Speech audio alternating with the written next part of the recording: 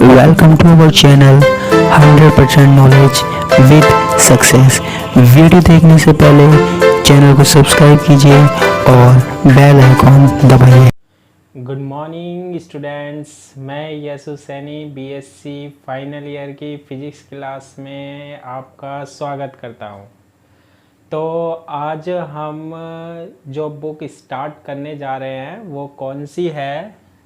Solid state physics, यानी कि ठोस अवस्था भौतिकी। ठीक है, कौन सी है? सॉलिड स्टेट फिजिक्स, ठोस अवस्था भौतिकी। जैसे हमारे पास बुक है और भी 4 यूनिट में डिवाइड है, ऐसे ही इसमें भी कितनी यूनिट है? 4 यूनिट है। Unit first, unit second, unit third और यूनिट 4। तो पहले एक बार हम देख लेते हैं इन यूनिटों में क्या है और क्या क्या हम इस बुक में पढ़ने वाले हैं ना। तो यूनिट फर्स्ट में हम पढ़ने वाले हैं bonding in solid and crystal structure, यानी ठोसों में आबंधन एवं क्रिस्टल संरचना। यानी ठोसों में बॉन्ड कैसे बनते हैं, क्रिस्टल की संरचना कैसी होती है, इसके बारे में हम पढ़ने वाले हैं ना। इसके बाद इसी फर्स्ट यूनिट में सेकेंड पार्ट क्या है? Crystallography and diffraction. क्रिस्टलोग्राफी एवं विवर्तन, डिफ्रैक्शन, ये तो हमने 12th में पढ़ा है। नहीं, इससे ज़्यादा भी पढ़ने वाले हैं अब। विवर्तन 12th वाला नहीं, उससे भी ज़्यादा पढ़ने वाले हैं ना। फिर आती है हमारे पास यूनिट सेकेंड। यूनिट सेकेंड में बैंड थ्योरी ऑफ सॉलिड, यानी ठोसों का ऊर्जा बैंड सिद्धांत, और सेमी कंडक्टर यानी अर्धचालक के बारे में पढ़ने वाले हैं। सर ये तो हम सेकेंड ईयर में पढ़ के आए हैं। बिल्कुल पढ़ के आए हैं, उससे ज़्यादा पढ़ने वाले हैं। ठीक है, उसमें थोड़ा बेसिक था, बेसिक से थोड़ा सा ऊपर पढ़ने वाले हैं ना। Unit third, thermal property of material, यानी पदार्थों के ऊष्मीय गुणधर्म के बारे में। थर्मोडायनेमिक्स याद आ जाती है जैसे ही ऊष्मा का नाम आता है ना।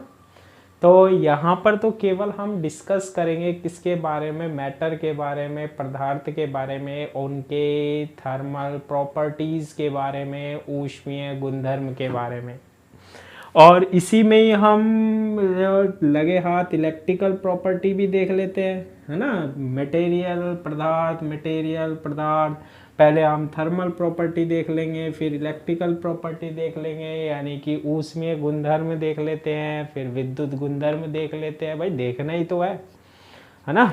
और फिर आती है हमारे पास यूनिट 4। यूनिट 4 क्या है? देखो यहाँ तीसरी प्रॉपर्टी आ गई मटेरियल की। कौन सी? मैग्नेटिक प्रॉपर्टीज, यानी पदार्थों के चुंबकीय गुणधर्म के बारे में पढ़ लेंगे। यूनिट थर्ड में पढ़ रहे हैं ऊष्मीय गुणधर्म भैया, है ना। यूनिट 4 में हम पढ़ लेंगे विद्युत गुणधर्म पढ़ लेंगे। फिर यूनिट थर्ड में विद्युत गुणधर्म पढ़ लेंगे और यूनिट 4 में आ जाएंगे भाई यही जो मटेरियल पदार्थ है इनके चुंबकीय गुणधर्म। मतलब बेस किस पर है ये बुक? पूरी पदार्थ पर। इसमें एक लास्ट और है यूनिट 4 में ही, क्या? सुपर कंडक्टिविटी, अति चालकता के बारे में हमने पहले पढ़ा है, 12th में पढ़ा है, केमिस्ट्री में भी पढ़ा है। अब यहाँ पर अलग तरीके से पढ़ेंगे और भी इसमें डेरिवेशन देखेंगे हम, जो जो इम्पोर्टेंट होने वाला है। तो इस तरीके से unit first, unit second, unit third और यूनिट क्या है हमारी पास? 4 है। और ये हमारा हो गया सिलेबस कंप्लीट। ठीक है, thank you, bye bye, tata, ना। ठीक है, नहीं, अभी तो हम स्टार्ट करने वाले हैं। ये तो क्या हो गया? पूरा सिलेबस हो गया जो जो हम पढ़ने वाले हैं ना। तो सबसे पहले जो हम इसमें पढ़ेंगे वो यूनिट फर्स्ट पढ़ेंगे, क्या? Bonding in solid and crystal structure, यानी कि ठोसों में आबंधन एवं क्रिस्टल संरचना। और इसमें दूसरा पार्ट क्या है? क्रिस्टलोग्राफी एंड डिफ्रैक्शन, क्रिस्टलोग्राफी एवं विवर्तन। ठीक है, तो यूनिट फर्स्ट के बारे में हम डिस्कस करेंगे। कौन सी बुक में? सॉलिड स्टेट फिजिक्स में। और 4 यूनिट है। ठीक है, तो यूनिट फर्स्ट कौन सी पढ़ रहे हैं हम? पहले इसमें कौन सा पार्ट पढ़ रहे हैं? फर्स्ट में भी फर्स्ट पार्ट पढ़ेंगे, bonding in solids and crystal structure, crystal structure, ये वाला पार्ट हम पढ़ रहे हैं। यानी कि क्या, ठोसों में आबंधन एवं क्या, क्रिस्टल संरचना। ठीक है, 2-4 लोगों ने तो सोच लिया होगा भाई सिलेबस पूरा, पहले दिन syllabus complete, 1 2 3 4 all unit complete, है ना। नहीं, ऐसी बात नहीं है, बस सिलेबस कंप्लीट हो गया, क्या क्या पढ़ने वाले हैं अभी तो अंदर जो है ना, वो तो अभी हम स्टार्ट कर ही रहे हैं। तो ठोसों में आबंधन और क्रिस्टल संरचना के बारे में पढ़ रहे हैं। ठीक है, तो ठोसों की बात कर रहे हैं, आबंधन यानी कि बॉन्ड कैसे बनते हैं, ठोस किससे मिलकर बना होता है, सॉलिड किससे मिलकर बना होता है, एटम से मिलकर बना होता है। किससे मिलकर बना होता है, एटम से मिलकर बना है। जब एक सॉलिड मिलेगा तो बहुत सारे एटम्स आएंगे, जुड़ जाएंगे तो क्या बनाते हैं, वो बोलते हैं बॉन्ड बनाते हैं, बंध बन जाते हैं उनके बीच में, है ना। तो कोई भी चीज जब जुड़ती है तो उनके बीच में बल लगता है ना, बॉन्ड बोलते हैं उसे, जुड़ जाना वो। तो ठोसों में आबंधन और दूसरा क्रिस्टल की संरचना कैसी होती है उसके बारे में हम डिस्कस करने वाले हैं। तो सबसे पहले हम बात करते हैं क्रिस्टल बॉन्डिंग की, क्रिस्टल आबंधन की, है ना। सबसे पहले किसकी बात करते हैं हम, क्रिस्टल आबंध की। ये क्या होता है, क्रिस्टल आबंध यानी कि क्रिस्टल बॉन्डिंग। ठीक है, देखो ये जो क्रिस्टल होता है ना, ये किससे मिलकर बना होता है, एटम से मिलकर बना होता है, परमाणुओं से मिलकर बना होता है। ठीक है, किससे मिलकर बना होता है, एटम से, परमाणुओं से मिलकर बना होता है। अब जब हम क्रिस्टल बनाते हैं तो उसमें क्या होंगे, बहुत सारे एटम्स होंगे भाई, एटम्स लेके आएंगे, एटम्स जब जुड़ जाएंगे तो क्या बन जाएगा, क्रिस्टल बन जाएगा। अभी देखो हमारे पास ये क्रिस्टल हम बनाएंगे कैसे वो देखते हैं हम सबसे पहले। तो क्रिस्टल बनाने के लिए देखो, ये एक एटम ये है, एक एटम ये है, एक एटम ये है, एक एटम ये परमाणु है बहुत सारे। और ये क्या है, हमारे पास स्वतंत्र है, अलग अलग है, कोई अमेरिका में, कोई ब्रिटेन में, कोई ऐसे हम मान सकते हैं, वैसे ज़्यादा दूर नहीं है, बस ये है, ये थोड़ी दूर दूर स्थित है ये, है ना। अब हमें क्रिस्टल बनाना है, सॉलिड बनाना है, तो क्या होगा, ये सारे के सारे एटम्स क्या होंगे, जुड़ेंगे हम। तो देखो इसमें क्या होता है, इन परमाणुओं को हम क्या लेकर आएंगे, निकट लेकर आएंगे। परमाणु जब जुड़ेंगे ना तो क्रिस्टल बनेगा, है ना। तो देखो इसको हम कैसे समझा सकते हैं, देखो मैं सीधा बता रहा हूं, जब परमाणुओं को निकट लाया जाता है, जब परमाणुओं को निकट लाया जाता है, कोई भी सॉलिड किससे मिलकर बना होगा, परमाणुओं से। तो परमाणु होंगे बहुत सारे, तो इन परमाणुओं को हम क्या लेकर आएंगे, निकट लेकर आएंगे। तो उनके मध्य क्या होने लगती है, अन्योन क्रिया होने लगती है।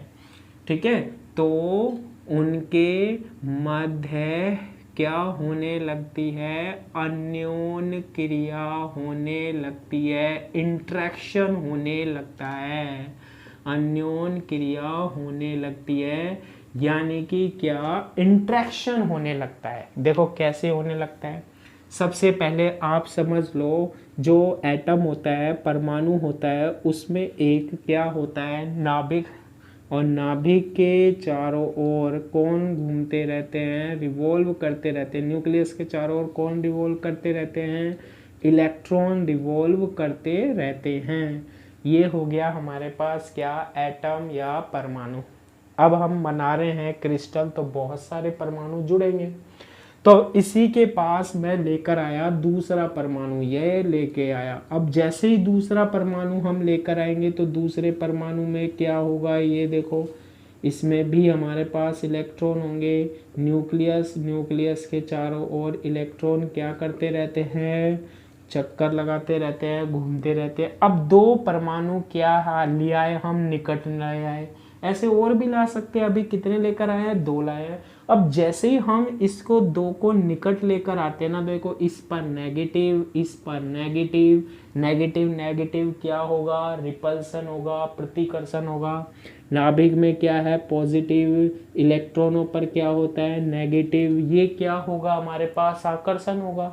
तो ऐसे बहुत सारे परमाणुओं को हम पास पास लेकर आते हैं, निकट लाया जाता है, तो इनके बीच में अन्योन क्रिया होने लग जाती है। अन्योन क्रिया का मतलब होता है इनके बीच आकर्षण प्रतिकर्षण बल लगने लग जाता है। ठीक है, क्या लगने लग जाता है, आकर्षण प्रतिकर्षण बल लगने लग जाता है, रिपल्सन और अट्रैक्शन फोर्स लगने लग जाता है।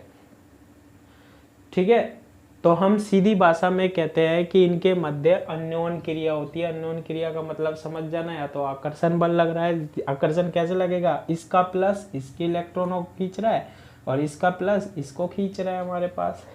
प्रतिकर्षण कैसे लगेगा, ये इलेक्ट्रॉन पर माइनस इस पर, तो ये दूर भी हटने की कोशिश करते हैं, है ना।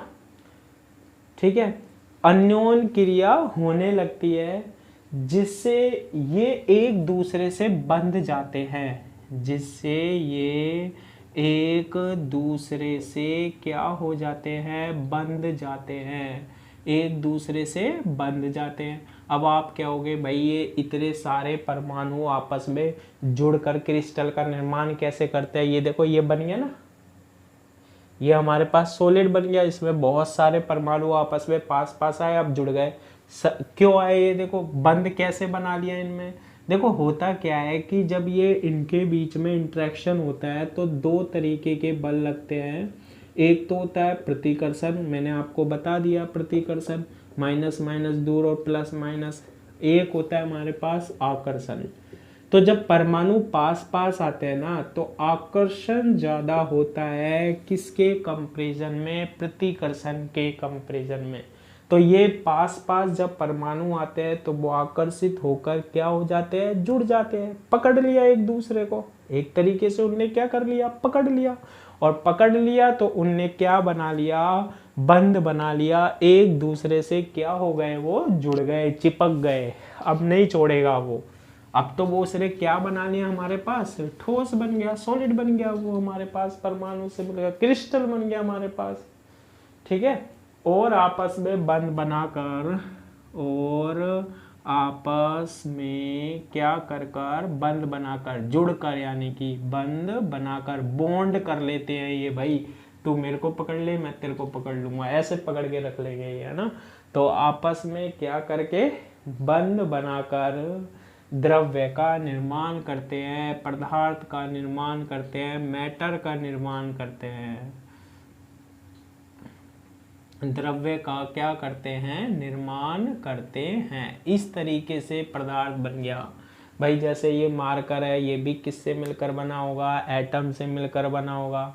परमाणु पास पास आए होंगे भाई, इनमें भी इंट्रैक्शन हुआ होगा, सारे परमाणु में इंट्रैक्शन होगा तो प्रतिकर्षण बल भी लगा होगा, परमाणु परमाणु के बीच में आकर्षण बल भी लगा होगा। लेकिन आकर्षण बल का मान, यानी कि अट्रैक्शन फोर्स, किससे ज़्यादा होता है, प्रतिकर्षण यानी कि रिपल्सन से ज़्यादा होता है इनके बीच में। और ये सारे जो एटम्स होते हैं, परमाणु होते हैं, मिलकर क्या बना देते हैं, हमारे पास मार्कर बना देते हैं, पदार्थ बना देते हैं। हम कहते हैं ना पदार्थ किससे मिलकर बना होता है, परमाणुओं से। ठीक है, तो अब देखो ये एटम कहाँ थे, दूर दूर थे, और इनको पास लेकर आए हम, ऐसे ला के मार करके। जैसे ये परमाणु एटम्स हैं, इन बहुत सारे को हम लेकर हमने मार्कर बना दिया ना। तो अब जब परमाणु को हम निकट लेकर आएंगे तो इसमें किसकी आवश्यकता होगी, ऊर्जा की आवश्यकता होगी। किसकी आवश्यकता होगी, ऊर्जा की आवश्यकता होगी। इसी ऊर्जा को हम क्या बोलते हैं, बंधन ऊर्जा बोलते हैं। क्या बोलते हैं हम इसे, बंधन ऊर्जा बोलते हैं। ठीक है, बंधन ऊर्जा बोलते हैं। तो आपस में बंध बनाकर द्रव्य का क्या कर लिया, निर्माण कर लिया। इस निर्माण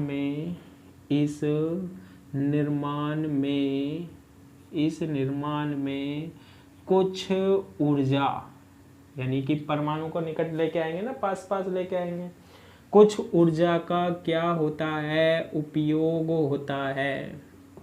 कुछ ऊर्जा का क्या होता है, उपयोग होता है एटम्स को पास पास लाने में।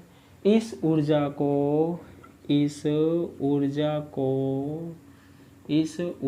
को बंधन ऊर्जा, बॉन्ड एनर्जी, ठीक है, बंधन ऊर्जा या ससंजक ऊर्जा, कोहेसिव एनर्जी कहते हैं।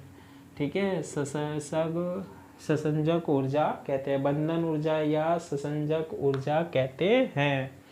क्लियर है। बंधन ऊर्जा और ससंजक ऊर्जा क्या होती है भाई, हमें क्रिस्टल बनाना है, ठीक है भाई, बहुत सारे परमाणु होंगे, ठीक है भाई, सारे परमाणु को क्या करके लाना है, पास पास लाना है, ठीक है, पास पास लाएंगे तो परमाणु में इंटरेक्शन भी होगा, ठीक है, फिर दो तरीके के बल कार्य करते हैं, ये भी बात क्लियर है, कौन कौन से, प्रतिकर्षण और आकर्षण, ये भी क्लियर है।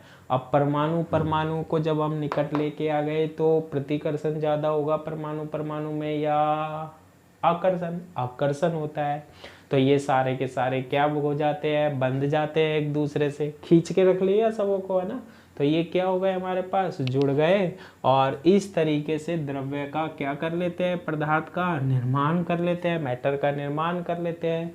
तो ऐसा करने में जो एनर्जी हम यूज में लेते हैं, एनर्जी जो काम में आती है ना, उसे हम क्या कहते हैं, उसे हम कौन सी एनर्जी बोलते हैं, बंधन ऊर्जा या ससंजक ऊर्जा बोलते हैं, बॉन्ड एनर्जी बोलते हैं वरना, और कोहेसिव एनर्जी बोलते हैं। ठीक है, इतनी बात तो हो गई हमारे पास। अब देखो इसकी दूसरी परिभाषा, ये तो हमने क्या बना दिया, पदार्थ बना दिया बहुत सारे परमाणुओं को लाकर, ठीक है। बंधन ऊर्जा एक तो इसे भी कहते हैं हम, एक दूसरी परिभाषा और मैं बताता हूँ। पहले ये क्या थे, अलग अलग थे, ये देखो सारे अलग अलग, हमने जोड़कर जितने ये बना दिए पास ला कर, तो जितनी एनर्जी आवश्यकता हुई हमने वो तो वो ऊर्जा बंधन ऊर्जा। अब देखो इसको हम वापस से पदार्थ को क्या कर दो, तोड़ देते हैं हम, मतलब सारे परमाणु को अलग अलग कर दो, सारे परमाणुओं को क्या कर दो, अलग अलग कर दो, तो जितनी ऊर्जा की आवश्यकता होगी ना परमाणु को, वो भी हमारे पास क्या कहलाती है, बंधन ऊर्जा कहलाती है, बॉन्ड एनर्जी कहलाती है, ठीक है, ठीक है, कोहेसिव एनर्जी कहलाती है। तो इसकी भी डेफिनेशन लिख लेते हैं, जैसे ये है, इसकी दूसरी डेफिनेशन क्या है, किसी क्रिस्टल, ये क्रिस्टल बना लिया मान लो हमने परमाणु से, देखो क्या लिखते हैं, किसी क्रिस्टल, वो क्रिस्टल है जो कि किससे मिलकर बना हुआ है, परमाणु से। किसी क्रिस्टल को उसके घटक परमाणु, घटक मतलब कंपोनेंट परमाणु यानी कि एटम्स, किसी क्रिस्टल को उसके घटक परमाणु, यानी ये क्रिस्टल के कंपोनेंट क्या है, एटम ही तो है, परमाणु ही तो है, इसके एटम ही तो है, परमाणु ही तो है, ठीक है, परमाणुओं को पृथक करने, अलग अलग करने, वापस से तोड़ दो इसको, परमाणु अलग अलग कर दो, पृथक करने के लिए प्रति परमाणु आवश्यक ऊर्जा को क्या कहते हैं, ससंजक ऊर्जा कहते हैं, कोहेसिव एनर्जी कहते हैं, ठीक है। इसको अलग कर दो, इसको अलग, ये अलग दूर दूर कर दो, इसको इंट्रैक्शन खत्म कर दो इनके बीच में, तो जितनी एनर्जी की आवश्यकता होती है ना, उसे हम क्या कहते हैं, हम ससंजक ऊर्जा, प्रति परमाणु, एक परमाणु के लिए जितनी एनर्जी की आवश्यकता होती है उसे हम क्या कहते हैं, हम क्या कहते हैं, ससंजक ऊर्जा कहते हैं। तो देखो अब हम इसमें क्या पढ़ने वाले हैं, आगे इसमें क्या पढ़ने वाले हैं वो ध्यान से सुनना है आपको, कि क्रिस्टल में परमाणु या आयनों के मध्य कोई भी क्रिस्टल है, क्रिस्टल किससे मिलकर बना होगा, परमाणु या आयन, है ना, इनमें दो ही चीज़ की बात करते हैं। क्रिस्टल में परमाणु या आयनों के मध्य, परमाणु या आयनों के मध्य 5 प्रकार के आबंध पढ़ेंगे, 5 प्रकार के बॉन्ड पढ़ेंगे, 5 प्रकार के आबंध होते हैं। ठीक है, कितने प्रकार के पढ़ेंगे हम? 5 टाइप्स ऑफ बॉन्ड। इस यूनिट में हम 5 बॉन्ड के बारे में पढ़ेंगे, 5 प्रकार के आबंध के बारे में पढ़ेंगे। ठीक है, तो ये 5 तरीके के आबंध कौन कौन से होते हैं? तो पहला जो हम पढ़ने वाले हैं ना, बॉन्ड जो पढ़ने वाले हैं इस यूनिट में, वो है हमारे पास आयनिक आबंध। कौन सा? आयनिक आबंध के बारे में पढ़ने वाले हैं। ठीक है, आयनिक बॉन्ड पहले भी आपने ये क्लासों में पढ़ लिया होगा, और यहाँ भी हम इसके बारे में डिस्कस करेंगे। किसके बारे में? आयनिक बॉन्ड के बारे में। दूसरा जो हम पढ़ने वाले हैं ना, वो पढ़ने वाले हैं सहसंयोजी आबंध।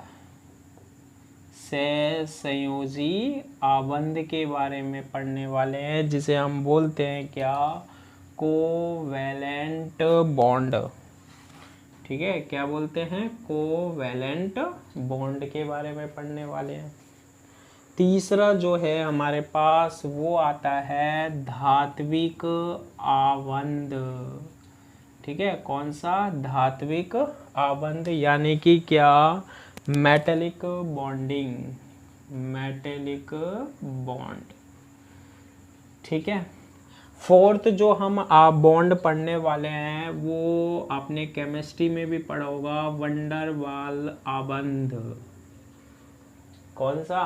वंडर वाल आबंध। ठीक है, वंडर वाल बॉन्ड। और लास्ट जो 5th है, वो है हमारे पास हाइड्रोजन बॉन्ड। कौन सा? हाइड्रोजन आबंध के बारे में। हाइड्रोजन बॉन्ड के बारे में। तो ये जो 5 बॉन्ड है ना, ये हम देखेंगे किस में? एटम्स में, परमाणुओं के मध्य, क्रिस्टल में किस तरीके से ये कार्य करते हैं। कौन कौन से देखने वाले हैं हम? आयनिक आबंध, आयनिक बॉन्ड। दूसरा कौन सा? सहसंयोजी कोवैलेंट। इसके बारे में तो मैंने आपको सेकेंड ईयर में भी बताया है, जब हम अर्धचालक पढ़ते थे, नैज अर्धचालक, इंट्रिंसिक सेमीकंडक्टर, सिलिकॉन, जर्मेनियम का बना होता था ना। तीसरा, धातुओं के बीच में धात्विक आबंध, मेटेलिक बॉन्ड, वंडरवाल आबंध, वंडरवाल बॉन्ड, और हाइड्रोजन आबंध। भाई हम ये क्यों पढ़ रहे हैं? इस पर आते हैं शॉर्ट नोट्स आते हैं। आपको ऐसे आजकल 2 नंबर का क्वेश्चन आने लग गया है, पिछली बार भी आया था। छोटे क्वेश्चन आते हैं ना 2-2 नंबर के, उसमें आया था क्वेश्चन कि ये जो आयनिक आबंध है इसको समझाइए, बस 2 नंबर का क्वेश्चन। तो छोड़ना तो कुछ नहीं है, सारा पढ़ना है ना। तो कल से हम स्टार्ट करेंगे, ये सारे के सारे बॉन्ड के बारे में पढ़ेंगे, और जितने भी यूनिट में टॉपिक आएंगे सारों को हम क्या करेंगे? कवर करेंगे। ठीक है, तो डेली आप मॉर्निंग में 10 बजे फिजिक्स लेके बैठ जाइए, बाकी पूरे दिन भर फिर पढ़ने की ज़रूरत नहीं है ना। आज के लिए इतना ही, थैंक यू।